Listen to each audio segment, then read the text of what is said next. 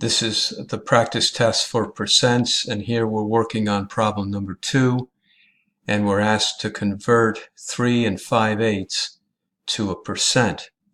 So we're going to take 3 5/8, and the first thing we need to do is change this mixed number into a decimal number, and the 3, the whole number, is just going to sit out front, and the 5/8, the fraction part, is going to become the decimal part.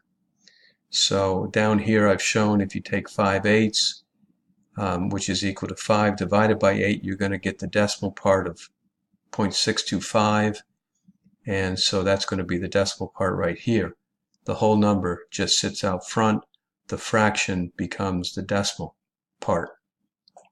So now we have a decimal number, and to change a decimal number into a percent, we multiply by 100, and that changes it into 362 5%. So this example here is very similar to what you see on the top of the handout sheet, where we changed from a fraction to a decimal number, and then from a decimal number to a percent.